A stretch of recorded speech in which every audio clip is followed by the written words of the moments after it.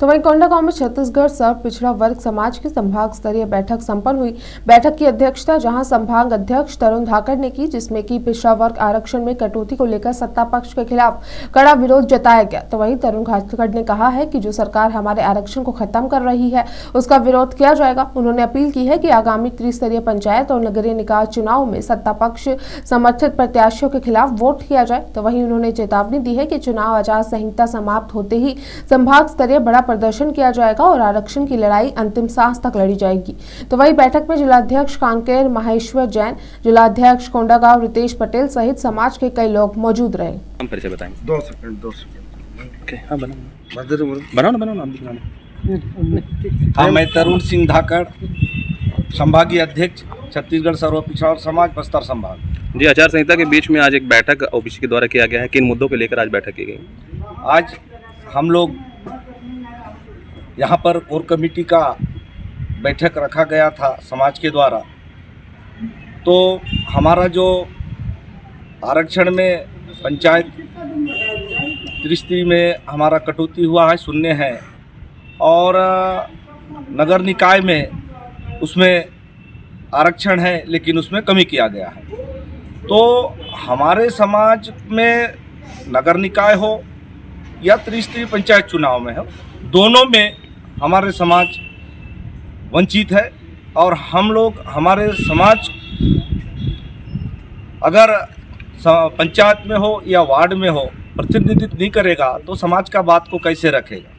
इस विषय पे हम लोग चर्चा किए और वर्तमान सरकार के द्वारा हम लोग कई धरना दिए, कई आंदोलन किए और समाज के द्वारा कई बार आवेदन निवेदन किए। उसके बावजूद भी हमारा वर्तमान सरकार, ये भाजपा का सरकार, हमारा बात को और हमारा इतने बड़े समाज से साथ ना बात की ना चर्चा की। हम लोग बहुत दुखी हैं। अभी सरकार बोलती है कि हम लोग पिछड़ा वर्ग को अनारक्षित में टिकट देंगे और उनको जिताएंगे, लेकिन हम लोग अनारक्षित में जब हमारा कोटा नहीं है तो हम लोग वहाँ चुनाव लड़के भी कैसे जीतेंगे। और हम लोग देख रहे हैं जिला पंचायत में सरकार करनी और कथनी में अंतर है। जहाँ पर अनारक्षित सीट में है वहाँ तो सर्व समाज लड़ रही है, तो हमारा ओबीसी को कहाँ फायदा है। अगर जैसे नगर निगम, नगर पंचायत, नगर पालिका में जो कम करी है उसमें आरक्षण है, वहाँ ओबीसी समुदाय लड़ रहे हैं, तो वहाँ स्वागत है, अच्छी बात है। लेकिन वहाँ पर भी कम हुआ है, वहाँ पर भी हम लोग ठगे गए हैं और सरकार हम लोग को ठगे जा रही है। और हम लोग अभी जो वर्तमान में जो सरकार जो वार्ड से लेके जनपद जिला में जो शून्य हुआ है अनारक्षित में, हम लोग हमारे आदिवासी भाइयों के साथ सर्व समाज साथ लड़ाई झगड़ा हो रहे हैं, एक दूसरे को लड़ाई झगड़ा करा रही है। राज करो फूट डालो वाला अपना रही है सरकार।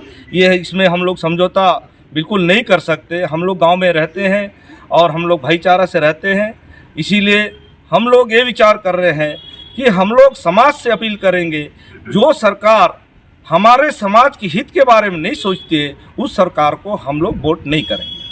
पूर्व सरकार के दौरान ओबीसी नगर पालिका जो अध्यक्ष के रूप में जिसको भी लाए थे, ओबीसी समाज को मौका मिला था, महिलाओं को सामने रखे थे इस बार। और इस बार अभी वर्तमान सरकार में भी ओबीसी समाज की मुक्त एक सीट दिया गया है अध्यक्ष पद के लिए।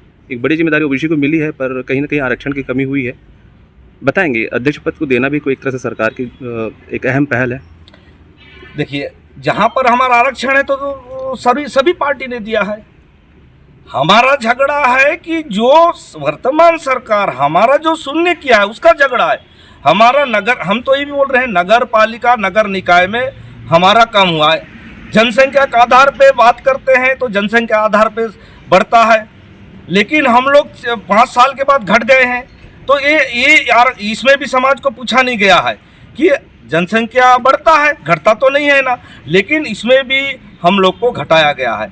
हम हाँ इतना है कि हम लोग को आरक्षण मिला है, वहाँ पर सभी पार्टी में दिया, लेकिन हमारा जो झगड़ा है इतना बड़ा समुदाय के साथ जो वर्तमान सरकार है, हम लोग विश्वास करके पूर्व सरकार हमारे साथ जो धोखा दिया था उसको हम लोग ने बता दिए थे और वर्तमान सरकार को हम लोग जिता के लाए थे भाजपा को। तो भाजपा सरकार इतना तो हम लोग को पूछना चाहिए था कि आपको वार्ड में जो आप 1993 का धारा 129 को आप बिना पूछे आप अब लोप कर रहे, ख़त्म कर रहे हैं, तो हम जाएंगे कहाँ। हम अनुसूचित 5 में हम सरपंच बन सकते हैं, ना हम लोग जनपद अध्यक्ष बन सकते हैं, ना हम लोग जिला पंचायत अध्यक्ष बन सकते हैं। और हमको एकदम ख़त्म कर रहे हो तो हम जाएंगे कहाँ? इसीलिए हमारा समाज से अपील कर रहे हैं और आपके माध्यम से फिर सरकार को हम लोग चेतावनी दे रहे हैं।